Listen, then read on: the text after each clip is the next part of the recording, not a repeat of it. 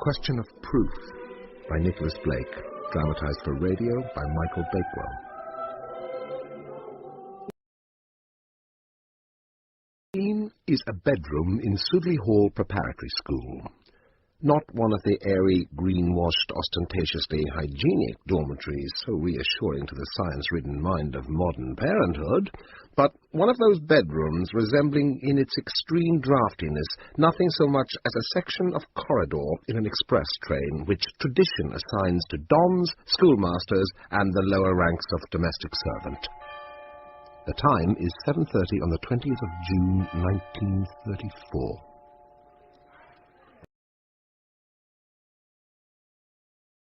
Contemplates himself in the mirror. Really, might have done a good deal worse. You're not Valentino, it's true.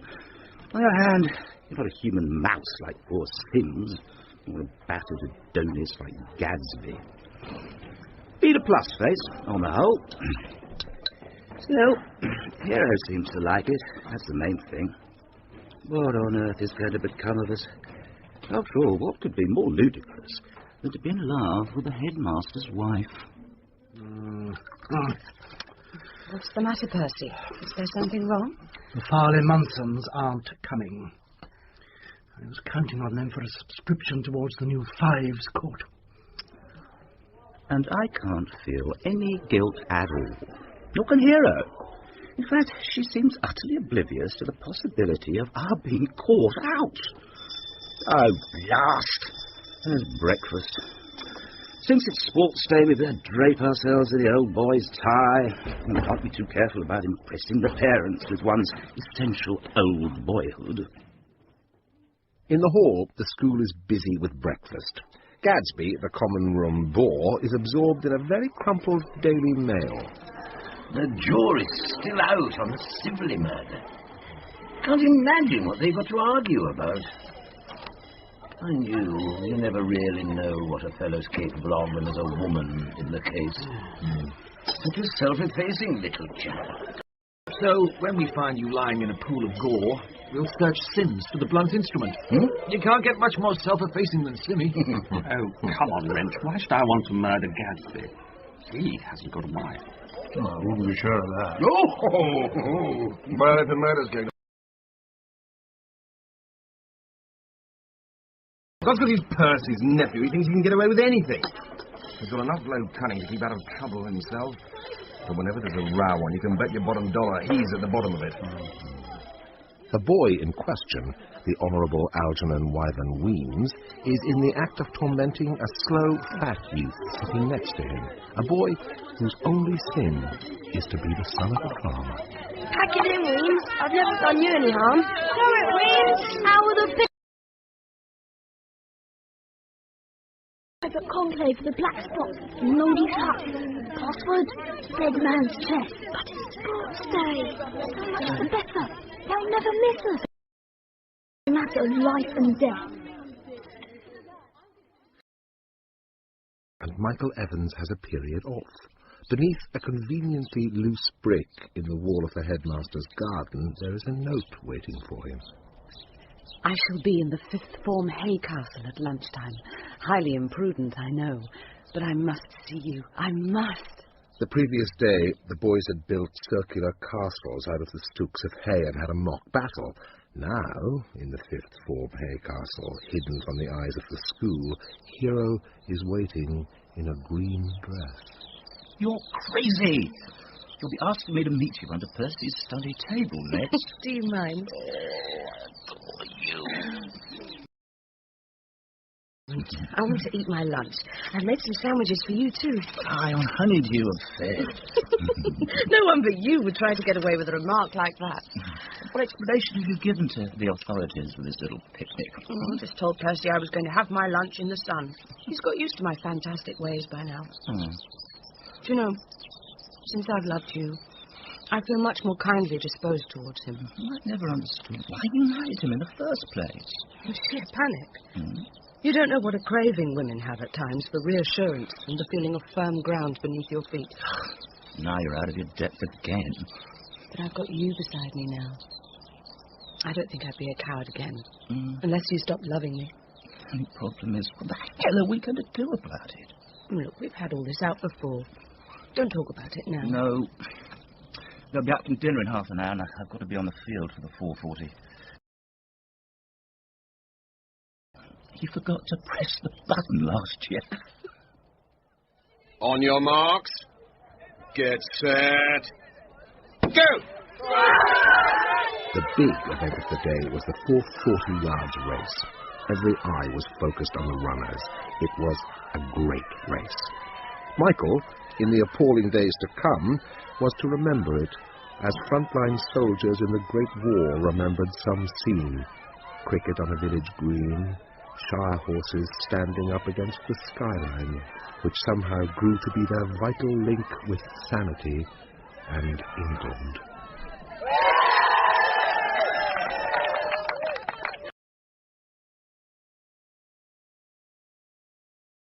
God, yes! 5/5 of a second. Amazing the way he caught up on the bend. On the bend? He was leading on the straight. Did you miss the beginning of the race, French?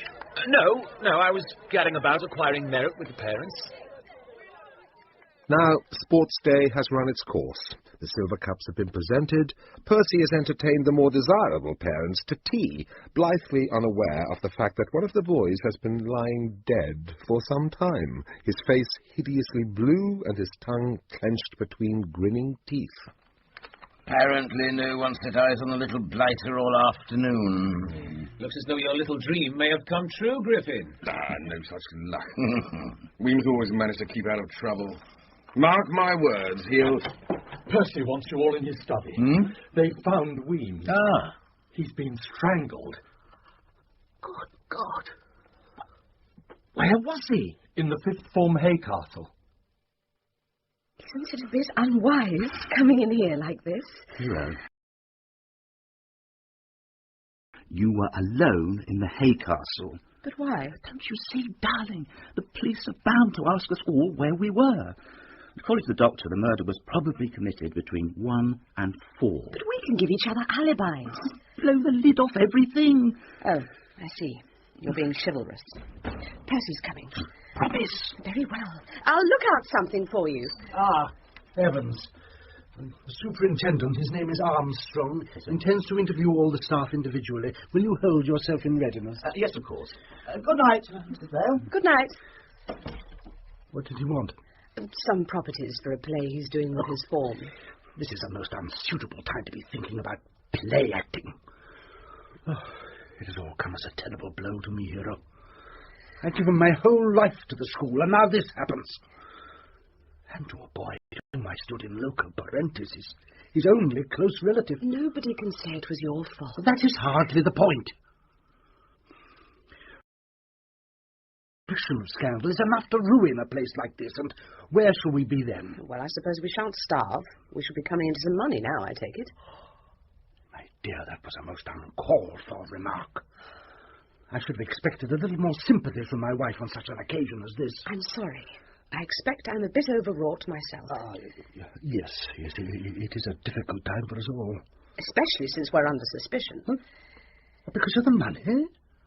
Oh, but surely... Well, the police will certainly be looking for a motive, and they can hardly ignore the fact that you are Weems's heir.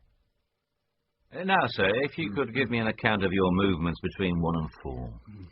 I was in school till 1:45, and taking luncheon in hall till 1:30. All your staff at lunch, sir? Yes. No. Evans asked to be excused attendance. And did he give any reason? I do not consider it necessary for my staff. Exactly so, sir, yes. And then? I went up to my dressing room to change. Then it was time to go and meet the parents. And when did they begin to arrive? About 2:15. You were in your dressing room from 1:45 till 2:15, changing. Well, I dare say I lay down and rested for a part of the time. And is there anyone who can confirm this? His servants, perhaps, or your wife? This is outrageous. I did not commit this murder, and I was in my room from 1:45 till 2:15. If you do not take my word for the one, you are hardly likely to take it for the other. No, sir. We can't afford to take people's words in murder cases. If I can't get the information from one person, I can get it from another. My wife came up to her bedroom a little before 2. It adjoins my dressing room. We spoke a few words through the door. Thank you, sir. And now I'd like to have a few words with Mrs. Vale. Oh, no, I wasn't in the hall for lunch. I took some sandwiches out into the hayfield. It seemed a pity to waste such a sunny day. I take it you didn't see anything of your nephew, Wyvern Weems, or anyone else while you were in the field? No, I couldn't. You see, I was in one of the hay castles. I'm afraid it was the one where they found him. Oh, how very distressing for you. Though lucky for us, in a way. What do you mean by that? It narrows down the time during which the murder could have been committed. And where did you go after your lunch? I went back to change. It must have been about 1:45. And did Mr. Vale go up with you? Oh, no. He was already in his dressing room. And now it is the turn of the staff.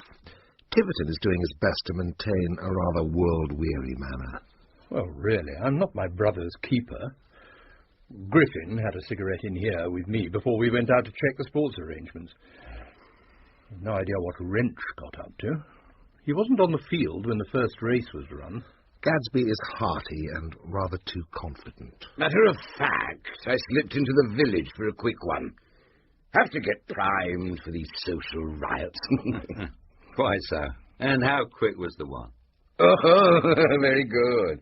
Well, to tell you the truth, it was quick, all right, but rather more than one. Yeah. They keep jolly good beer at the Cock and Feathers. And Mr. Sims is rather hesitant. An uncertain smile looks out coyly through his reedy moustache. Oh, dear, I have a hopeless memory for this sort of thing.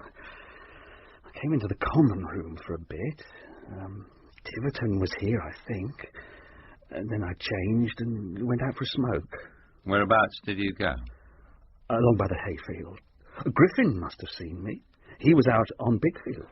Wrench sits gripping the arms of his chair. There is a nervous tick in his right eyelid. Well, after lunch, I went up to my room, lay on my bed for a bit. I was feeling rather seedy. I read for a while, changed, and then went down. I understand you missed the first race, sir. No, of course I didn't. I was there on the field talking to one of the parents. And which parent would that be, sir? To tell you the truth, I don't know. A tall, blue-eyed chap in a brown suit. He asked me how Tom was getting on. Hadn't an earthly who he was, but I told him Tom was doing fine. Griffin is ready to lose his temper on the least provocation. I believe you made a rather threatening remark about the deceased at breakfast, sir. Good God.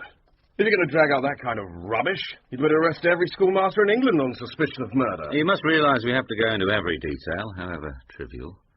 Did you notice anything unusual when you got out onto the field after lunch? Well, our groundsman must be descended from a long line of village idiots. He put out an extra set of hurdles. And when I took him up on it, he actually had the gall to deny all knowledge of it. Last to be questioned is Michael Evans. He has had no chance to find out what Hero has said. No, sir. I am told you were not in school for lunch. No, I went out into the wood beyond the playing field. And did you see Mrs. Vale? No? Oh, I thought you might have done. She was having lunch in the hayfield.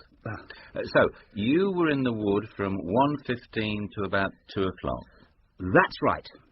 Then how do you account for the fact that this pencil of yours was found in the hay castle where the body was? M.E., yes. These are your initials, aren't they? Well, you don't know how to account for it unless it dropped out during the hay battle yesterday. I was racking about with the boys a good deal. Yes. Very awkward for you, that pencil business. You sure you lost it in the hay battle? I thought I saw you using it this morning. In a detective story, of course, it would have been planted by the killer to throw suspicion on you. And that could only have been done by someone in this place. What a very unpleasant thought. Just been taking Timmy along to the Cock and Feathers. He seemed a bit down in the mouth, so I persuaded him to take a dose of Mother's Special. Very agreeable it was. Mind you, thought we'd never get there. Timmy saw a yellow-bottomed gorse tit or something, and I had to wait while he stalked it. Wasn't. Talking of birds, where's Wrench tonight? Stalking the fair Rosa, I suppose. What on earth are you talking about? You mean to say you haven't noticed her making eyes at him when she's serving dinner? Dirty work at the crossroads, you mark my words. That's quite uncalled for, Gatsby. That's because some people choose to behave like animals. Disgusting filth. Speak of the devil. Is there any coffee left? Yes, of course, Rank. Here.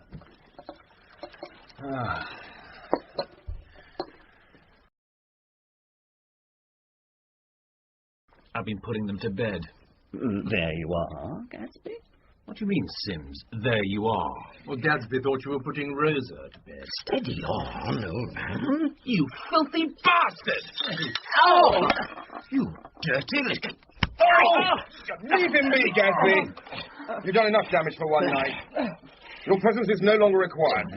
Simmy, you've got to help me get Wrench to his bedroom. Yeah, of course. Up you come. What on earth made me say that about Rosa? Yes, we all seem a bit bedlamite tonight. Time to turn in, I think. Once again, the bell rings out to tell the school that another day is beginning. The shadow of death still hangs over Sudeley Hall, lying heavy as original darkness, darkness that emanates from one of the rooms of the school. But which?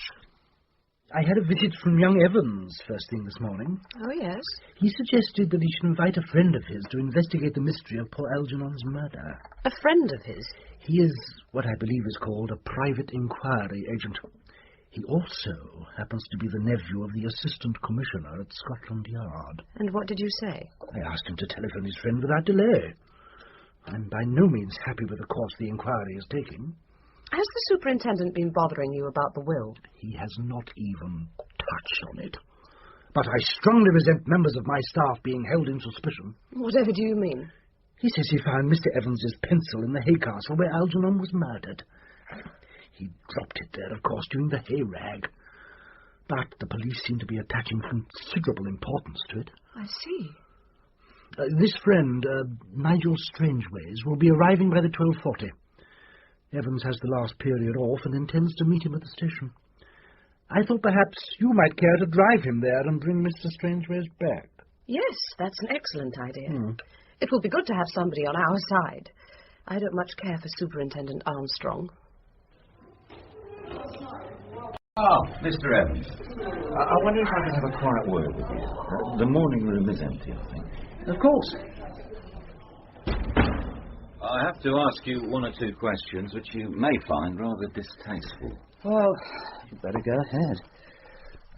When you were in the woods, did you happen to look over in the direction of the hayfield? Once or twice. And did you notice Mrs. Vale there? No, she was in one of the hay castles, I believe. I couldn't see over the top of them from where I was. And would you be prepared to swear on oath that, to your knowledge, no one else came into the hayfield while you were in the wood? Yes, for what it's worth. What on earth are you getting at? You must understand that what I'm going to say is in strict confidence. Yes, go on. The most tenable explanation of the crime so far is that it was committed during lunch by Mrs. Vale, with or without the connivance of her husband. You must be mad! It can't have escaped your notice that she has a very strong motive. Yeah, I'm not going to listen to this. Look, that's why I asked you if you'd seen anyone else there. Anything that tended to prove that Weems was not in the hay castle with Mrs. Vale would naturally... Just a minute, Superintendent. Yes, sir? Well, you've told me something in confidence. I'm going to make the same request of you. If what I'm going to say tends not to have any bearing on the case, will you promise to keep it to yourself? Well, sir, that's not an easy thing to promise, but I can assure you that if we solve the problem, we shall not bring forward any evidence that is not strictly necessary to incriminate the murderer. Very well. I was with Mrs. Vale in the hay castle from 1 to 1:25. You realise this is a very serious matter, Mr. Evans. You and Mrs. Vale have been obstructing the police in the course of their duty. I know that, but we couldn't let it be known. A scandal. Well, the pair of you have led us a pretty dance. But this would certainly seem to let Mrs. Vale out. Of course, sir. I'll have to have a word with her.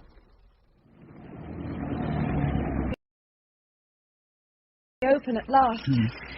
But what made you change your mind? Why did you tell the superintendent? No, he forced my hand. He told me he reckoned that you had killed Weems.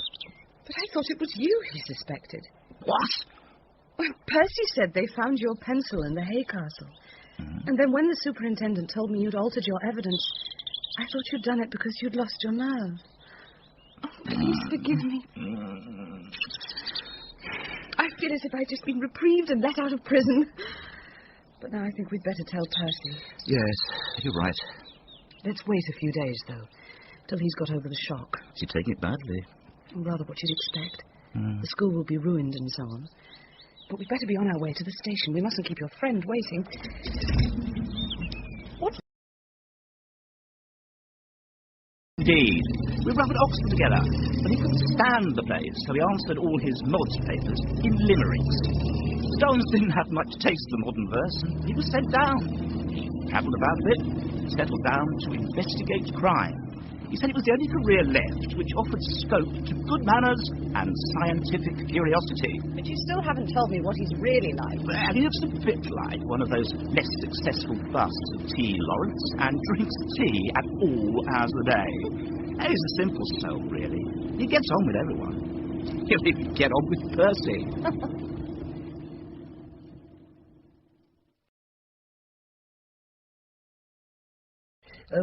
What would you like me to arrange for you? Would it help if I were to call a staff meeting? Oh, no, nothing like that. I'd like to spend my first day getting the feel of the place. Just wander about, talk to one or two people. Nothing in the least fancy. They'll all have had quite enough questions from the police. You will, of course, have one great advantage over the superintendent. You will be perceived by the staff to be on our side, and that is half the battle. Feel free to go where you like and talk to whom you please. Let us follow Strangeways as he steers an erratic, seemingly aimless course about Sudeley Hall. He has breakfasted with the staff. Work has begun. No, Anstruther. Habeor is not the passive subjunctive, it is the passive indicative. Habear is what I require. Habearis, habeatur, habeamur, habeamini. No, Percy's not passionate enough for murder. The Mediterranean climate. Warm, wet winters, hot, dry Gadsby. summers. Once upon a time, he'd have been the life and soul of the party. Now he's practically burnt out.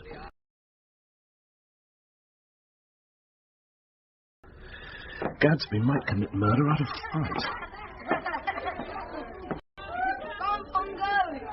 Stop this noise at once! Sit down, can't you? Please, sir.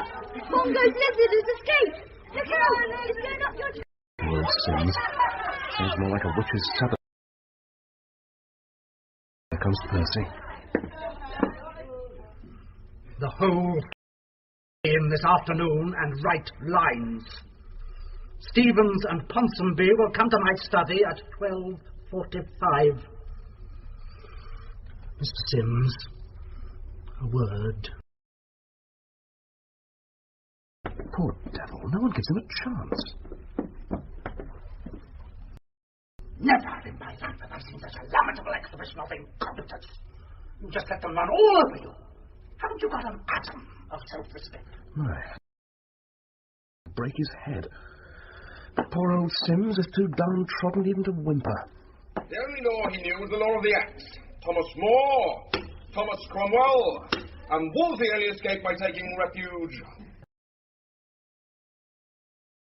Me, sir. If he's a murderer, I'll eat my hat and join the nudists. Now copy this. 2 bracket X. Tiverton only manages to keep order by incessant nervous effort. No real sympathy between him and the boys.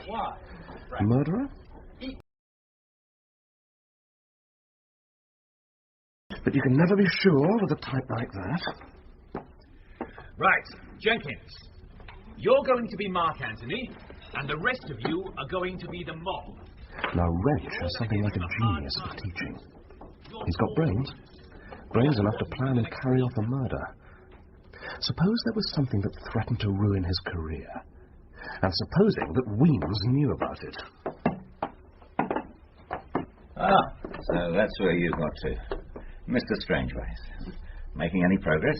It's a bit soon for that, I'm afraid, Superintendent. I'm just taking a look round. If it's not too much trouble, sir, perhaps we might have a little chat.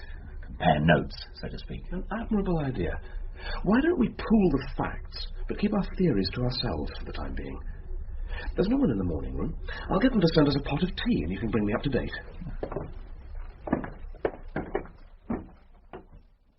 And see for yourself, sir. The facts are all pointing in one direction. Mrs. Vale and Michael Evans. I wouldn't have expected you to agree so readily. Well, why not? Evans is a good friend of mine, but I shan't help him by shutting my eyes to all the evidence against him. From what you say, the most likely time for the murder to have been committed is between 1 and 1:30, when everyone's movements are accounted for, except those of Evans and Mrs. Vale, who admit they were actually on the spot where the body was found. Well, that's it, sir. Obviously, the boy blundered in on them, and they had to shut him up. A defence counsel might come up with one or two queries, you know. Oh, yes. It seems most unlikely that a murderer would admit from the beginning having been on the spot where the murder was committed. One would expect them either to have cooked up an alibi or dumped the body somewhere else. It might be a kind of bluff to sidetrack suspicion by putting themselves in the most obviously suspicious position from the start. It might. It has been done. Anyway, my second point is this. Supposing the murder had been done from the motive you suggest, it's unnatural that a murderer should be so easily induced to betray his motive. One doesn't give up one's key position without making a fight for it. Yeah, I take your point, sir. But I must be getting on. I can see you don't need any advice from me. But there is one line I'd like to suggest. I haven't been able to get much out of any of the boys. Nasty little snobs, I bet. That's just it, sir. But I reckon that the boys are the only ones who might give us a line on what it was that made Weems conceal himself so successfully till the murderer was at liberty to finish him off for good. You know, Mr. Strangeways, either you're a mind reader or you ought to be running this case instead of me. Another cup of tea? No, thanks all the same. I'll better be on my way. Oh, how's it all going? Nothing very discernible. Tell me, how's your husband feeling about things now? Oh, nothing's changed. The bottom of his world has been knocked out, but I expect he'll grow a new one soon enough. Unless the parents start removing their boys. But surely... You think I'm being too flippant, that I ought to be more concerned about him. Don't you realize that Percy means nothing to me now? I love Michael, and I don't care what happens so long as he is happy. I understand all that. I know that you love Michael, and that no one could make him so happy as you. But I imagine your husband meaning nothing to you is more of a wish than a fact. You can't live with a person for several years without forming some sort of a relationship. And personal relationships don't just vanish into thin air. The truth is, you're angry with yourself for not being able to break the ties between yourself and your husband. Yes, you're right. It's terrible. It's like a nightmare. There is Michael, stretching out his hands to me, wanting me so badly, and I try to run to him, and it's like running through deep sand. Do the police still suspect him? I'm afraid they still suspect both of you. You see, the case against you is the only possible one that can be built on the facts the superintendent has got so far. But you don't think we did it? No, I don't. But how can you be so sure? Oh, I'm not really a very good detective, you know. If I was the proper, inhuman, cold-blooded scientific sleuth, you'd be top of my list. But I'd rather believe my friends than the facts. You are nice. But where do you go from here? How are you going to find something that will get us off the hook? I'm not quite sure yet. Just at the moment, I'm trying to find the answer to a question that keeps on nagging at me. Why did Weems hide himself away? Well, as it happens, I might be able to point you in the right direction. How's that? Well, I had a visit from the head prefect at lunchtime. It was you he wanted, really, but I said I'd pass the message on. Now, apparently, on the morning of the murder, there was some talk among the boys of taking a strong line with Weems. You mean giving him a hiding? Yes, something of the sort. Now, the boy could hardly take a hand in it himself, so he passed the job on to his younger brother. Now, he runs a secret society that calls itself the Black Spot. I mean, he wasn't suggesting they'd killed him, of course, but they may be able to tell you why Weems went into hiding. It's rather difficult, you see. It's the secret of the Black Spot. Yes, tricky. So we thought, if you could become a member of the Black Spot yourself... It would be a great honour. The trouble is that everyone has to pass a test before we allow them in. Well, couldn't I do that? We make do rather funny things. I mean, it's all very well for boys, but I don't think it would do for grown-ups. Well, I'd be prepared to give it a go. Would you, sir? We'll work it out tonight. We have to make up different tests for each new candidate, you see. Somebody will slip a note into your hand at breakfast tomorrow. Ye must perform the following. Chalk a white moustache on the nymph of the drinking fountain in Sudeley. 2. Ask Higgins to show you his famous scales. 3. Remove one rabbit trap from the estate of Lord Edgeworth. Burn this paper.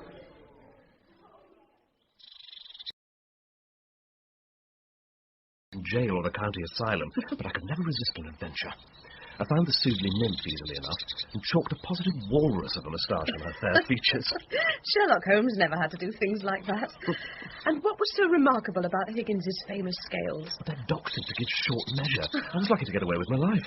And the rabbit trap? The whole place was positively swarming with gamekeepers, but I managed to grab a nasty-looking Lucifer without being spotted. And then, as I was creeping back to the road, I heard voices a little way ahead of me. Nothing to be frightened about, Rosa. Keep your mouth shut and we'll be as safe as houses. I can't help it. That Armstrong frightens me. I know he'll make me tell him. I'll wring your pretty neck if you do. You'll ruin me if you're not careful. We don't say a word unless they begin to suspect us of the other thing. I don't think you care for me a bit. All you're concerned about is your pathetic reputation. What about me? I should never have let come off it, Rosa. Anybody would think you were a poor little innocent. And at that point, I trod on a twig, which snapped like a gun going off, and they bolted like a couple of startled deer. What do you suppose he meant by the other thing? The murder? It sounded like it. Do you think Wrench did it? It's quite possible. I think I might have a little word with Armstrong. At least it'll give him something else to think about. Other than Michael and me, do you mean? Yes. But I must be off. Time for my initiation into the Black Spot.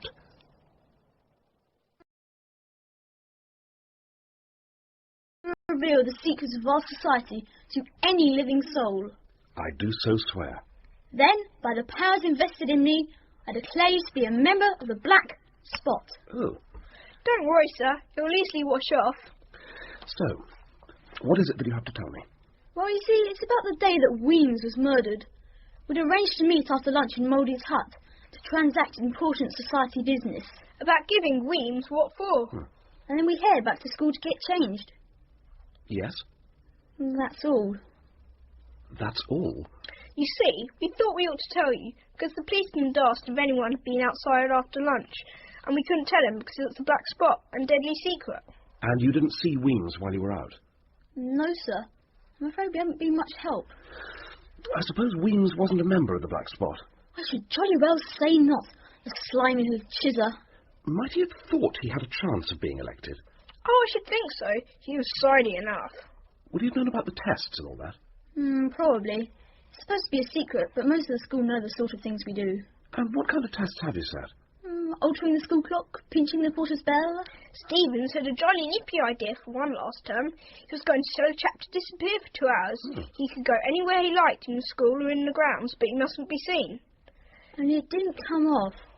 We were passing the note along to the chap, and the master saw us and confiscated it. And did he make a fuss about it? Or did he tear it up without reading it? He was jolly decent about it. We didn't see him tear it up, but he couldn't report it to Percy, or we should have got tanned. And who was the master? Simmy. He's not a bad sort of beater at all. He wasn't such an absolute ass. Oh, bless my soul. However did you get to hear of that? Yes, it was some nonsense about a secret society, telling someone he was to disappear. I just got to see what you're trying. Weems? Oh, but I can't believe that one of them... What did you do with the note? We destroyed it. We? I showed it to Wrench, and Gatsby and Tiverton both took a look at it. So did Evans. It was he who suggested that we shouldn't let the matter go any further. Why was that? Something about secret societies being a sign of inventiveness. He knows a great deal about boys, but then he is so popular with them. Somehow I never seem to have got the knack of it.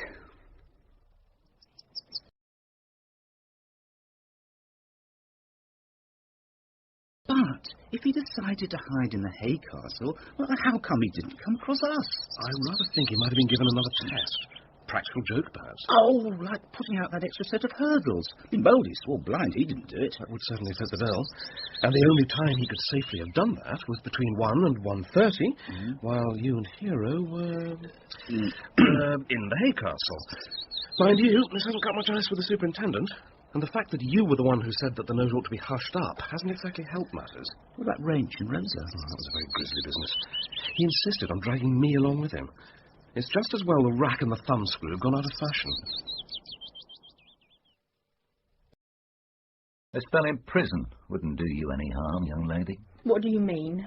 What am I supposed to have done now? Just a little matter of giving false evidence. I don't know what you're talking about. You still maintain that you were alone in your room that day from 2 to 2:30? Yes, I was. That's what I said. Looks pretty bad for Mr. Wrench, then. Why? Well, if he wasn't in your room, I can make a pretty good guess what he was up to. But he was in my room. So why did you say he wasn't? Because he told me not to admit it Unless we suspected him of having something to do with the murder. Is that it? And Wrench came in for much the same kind of treatment. Poor devil. But now I want to ask you a few questions. Far away. How did you and Hero arrange your meetings? Word of mouth? Sometimes, but lately she took to putting notes under a loose brick in the garden wall. And did you never miss any of them? Not as far as I know. What are you getting at? Well, what's been bugging me all along is why the murderer chose to stage his act in your Hay Castle. I don't like it. He's not just clever, You mean you know who he is? I think I do. But I don't know how I'm going to make it stick. It's a question of proof.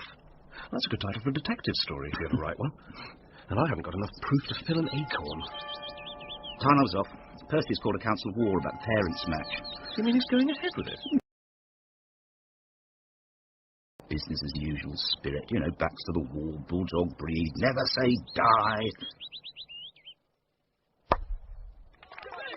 It is late afternoon, and the parents' match is heading for a regular school story finale. The parents have scored 203, despite the vicar's sporting gesture of allowing himself to be stumped. Now the school score is creeping up and up. 197 for 9! Very close finish. 4! 2 to draw, 3 to win.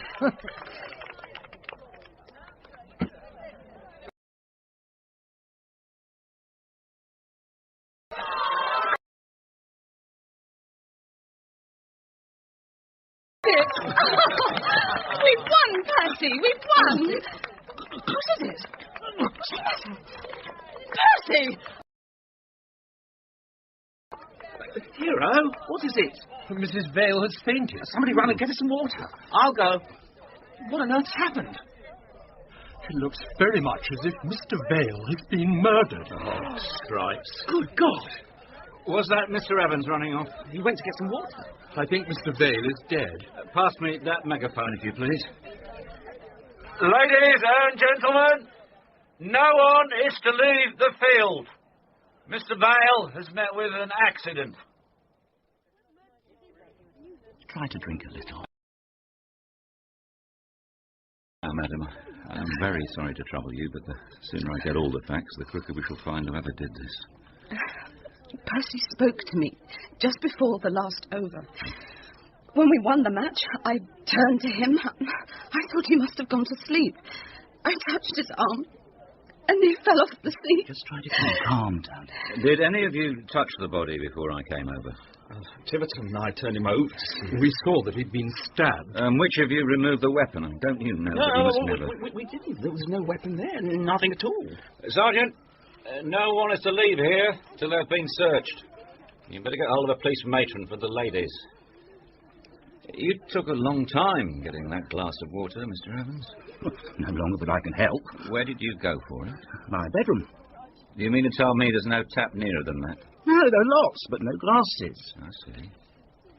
I must ask you not to return to your room until I give you permission. Is that understood? Perfectly understood, Superintendent. Well, this fair beats me, Mr. Strangeways. The field, the marquee, the pavilion, the path to the school, and the school itself. We've been over the whole caboodle with a fine-tooth comb, searched every man and woman who was on the field, and not even a smell of that dagger. We found out if anyone here's a sword swallower. It's as plain as my foot, or should be. Mrs. Vale...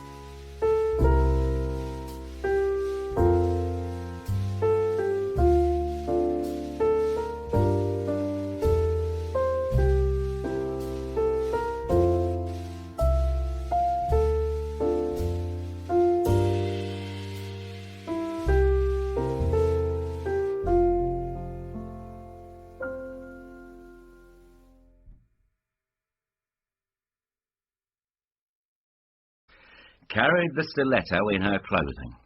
Waits until everyone's eyes are glued on the game and then stabs her husband in the back. She gives him a push and pretends to faint. Evans comes rushing up, cuddles her a bit, and she passes the weapon to him. He puts it inside his coat, goes off for the water, and hides it somewhere in the school. Oh, damn it must be right. There's obviously some hiding place that we've missed. We'll have another look for the weapon tomorrow morning, and if I find it, I shall arrest them both. But where's the motive? On your theory, Evans murdered Weems to prevent his affair with Mrs. Vale coming to light. Well, that seemed thin enough. But why murder Vale? She'd only to ask him for a divorce, surely. No, sir, that's not the case. I happened to be passing the dining room the other evening, and I heard Mrs. Vale telling Evans that her husband would never divorce her, even if she could bring herself to ask him. Happened is good. Yes, well, you surely wouldn't deny there's a strong connection between the two murders? Far from it. I suggest there's even more connection than meets your eye. And, incidentally, I'm prepared to lay 20 to 1 that you find the murder weapon in Michael Evans' room tomorrow. It is exactly a week since Weems was strangled in the hay castle where Michael and Hero made love. It is to be a terrible day for them, an exciting day for Superintendent Armstrong and for more than one of the staff, a day notable for perhaps the only triumph in the drab life of Hugo Sims, and quite a remarkably busy day for Nigel Strangeways. The fire alarm. It's a whopping great bell outside number 1 dormitory. When it rings, everyone, including the school, will form up in the yard. We made someone ring it once as a test for the black spot. There was a frightful row. I suppose it wouldn't be possible for it to be rung today. Oh, yes, sir. I'll do it. Don't worry if anyone catches you. I'll see it's all right. Thank you, sir. There's something I've got to tell you. About Smithers. That fat boy who everybody rags? Yes. Pongo and I thought he was getting a bit out of hand, so we rescued him from a bit of bear baiting. He was ever so grateful. He knows we've been talking to you. He said there's something important he had to tell you. About Weems. There it was all the time in Mr. Evans' room, resting on top of the picture rail. I can't imagine how my sergeant failed to notice it. Seems to have lost its handle. Nasty-looking thing. Just a thin piece of steel filed to a point. A very efficient tool for the job. And I've got the warrant here. I'm going to arrest the two of them now and get it over with. Before you do that, I'd like you to see a boy called Smithers. He's come up with a rather interesting piece of information. But you must promise not to bully him. He's very sensitive, even if he doesn't look it. Come, sir, you know I never bully witnesses. Good. I just want you to sit quietly and hear what he's got to say. It was the day Weems got killed. I had to go up to Mr. Wrench's room just before the sport started. I got some lines to hand in, but he wasn't there, so I waited a minute or two. And then? I went and looked out of the window. You can see the hayfield from there, and I saw Weems in the hay castle. So, what about it? We all know he was there then. He'd just been murdered. Oh, no, sir. He waved to me. He what? Don't worry, Smithers. Mr. Armstrong is just a little surprised, that's all. Carry on. Weems was sitting up against the wall of the hay castle, and he waved his hand. And what time did you say this was? Nearly 2:30, sir. I only just got on the field in time for the first race. Thank you, Smithers. You can cut along now. Thank you, sir. You realise what this means, don't you? We've got to start the whole blasted thing all over again. Yes, you've got a jolly morning in front of you. Are you still going to arrest Evans and Mrs. Vale? I think we might hold that in abeyance. You know, I'd rather you arrested them. It would put the murderer off his guard and prevent him from doing anybody else in. After all, it can't do any harm. What the devil's that? Just the fire alarm. It means everyone's got to get out. Go and stimulate the panic, there's a good chap. I leave the school to myself for a few minutes.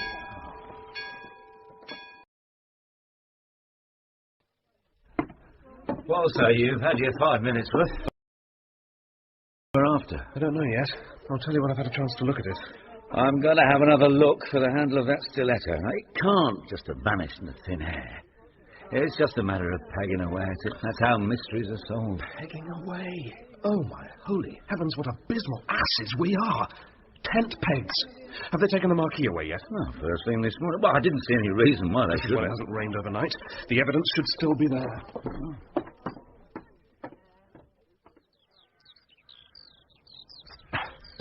What exactly is it you're looking for? I reckon this is it. This hole goes in deeper than the others. Have you got the stiletto that killed Vale? Yeah. Thanks.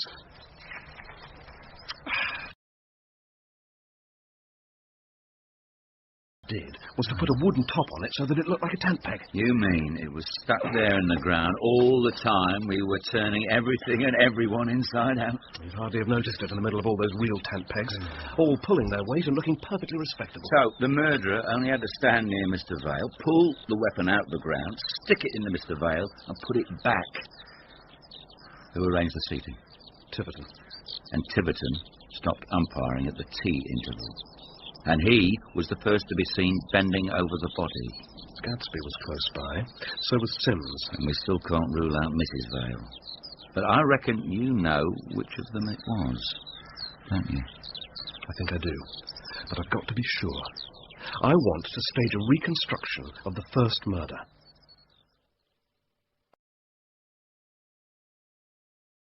Arrested Evans and Mrs. Vale. It's just a blind, is it? Their arrest? They couldn't possibly have done it. It's quite out of the question. The police have got a very strong case against them, I'm afraid.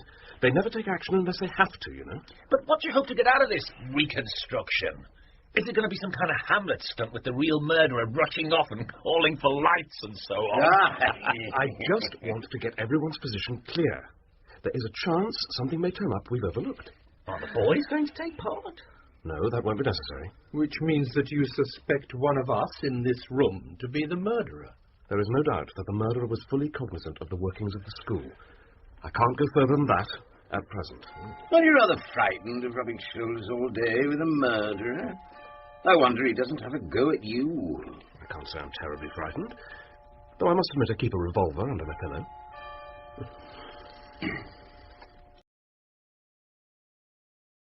This week, one of us was getting ready to commit a murder. Oh, for God's sake, Wrench, try to behave like a normal human being and not a Greek chorus. Right. May I ask you to go through exactly the same actions as you did last Wednesday? Oh, could you let me have the stopwatch, Griffin? Oh, no, righto. And could I have a word with you, Sims? Of course.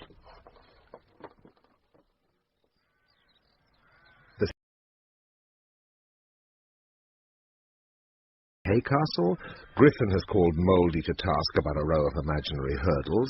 Nigel Strangeways, who seems to have only half his mind on the proceedings, is pulling a medium-sized exercise book out of his pocket. You're looking bored, Superintendent. Oh. How about a little light reading? You'll find a full account of both murders in here. Don't read it just yet.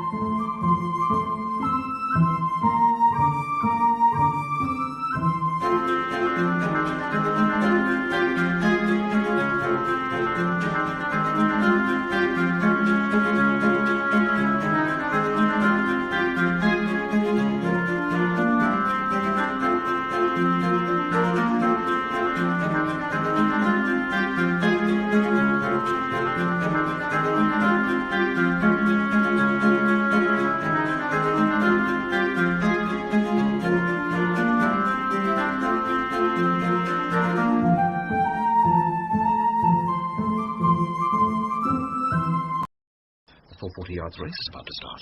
On your marks. Get set. Go! At the first bend, they came back out of the past, those sunny images, holding in their spell the inward eye of the watchers. Then the spell was broken.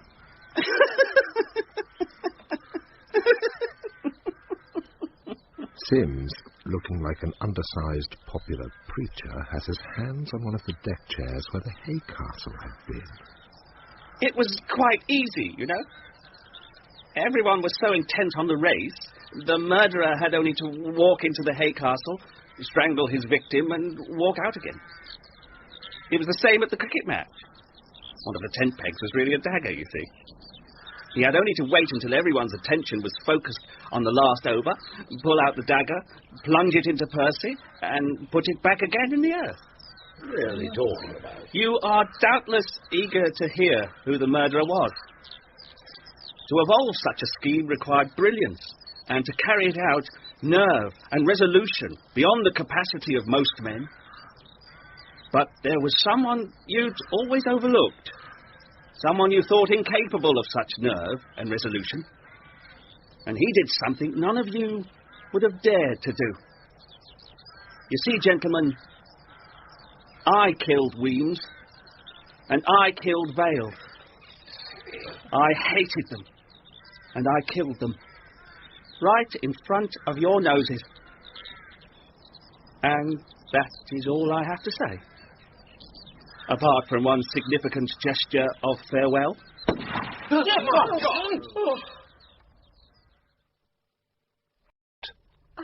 Just as in the celebrated Cain Abel case, and not just hate of Weems and Vale. You mean of the two of us? Why? I may have thought he was pretty pathetic, but I was no worse than anyone else. Oh, no, it wasn't that. Well, then... Been descended from a long line of hellfire preachers.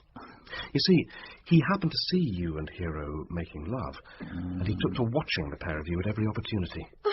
He kept whipping up his Puritan blood, till in the end he believed himself an instrument of God to punish the sinner. That's why he tried to throw the guilt of his murders onto you. But how could he have spied on us? We may have been a bit rash, but we weren't as blatant as all that. It's all in his diary. I'll read you a bit of it. May the 9th. In Batford Woods. Chiff-chaff, willow warbler, whitethroat, all in full song. Evans and his whore there again. The serpent of sin in the garden. Wanton. Filthy.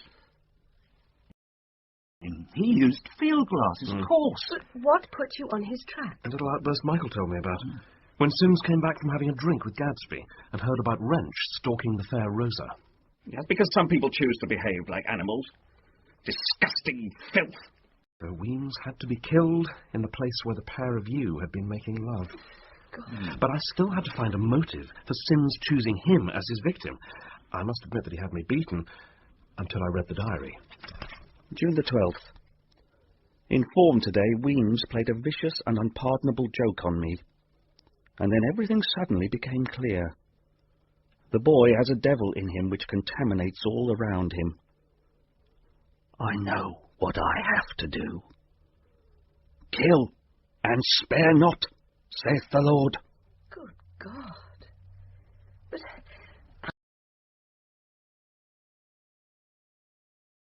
You, and he read your note to Michael.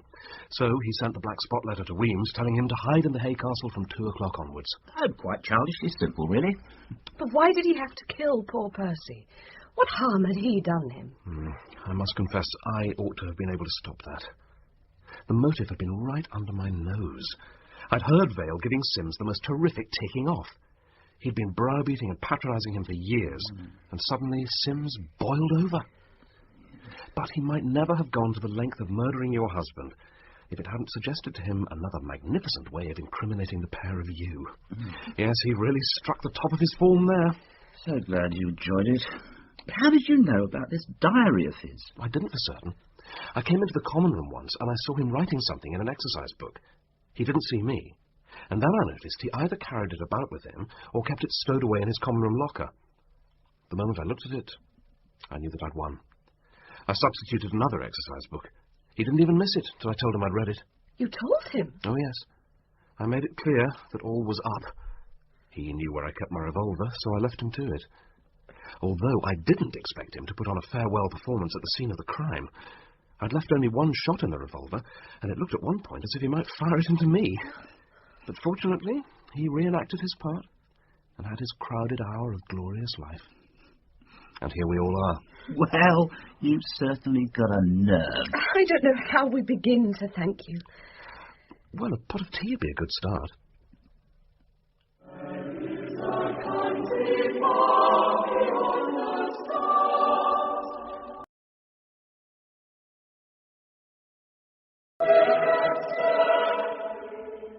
The part of Nigel Strangeways was played by Philip Franks, Michael Evans by Peter Aker, Hero by Emma Gregory, and Superintendent Armstrong by Struan Roger.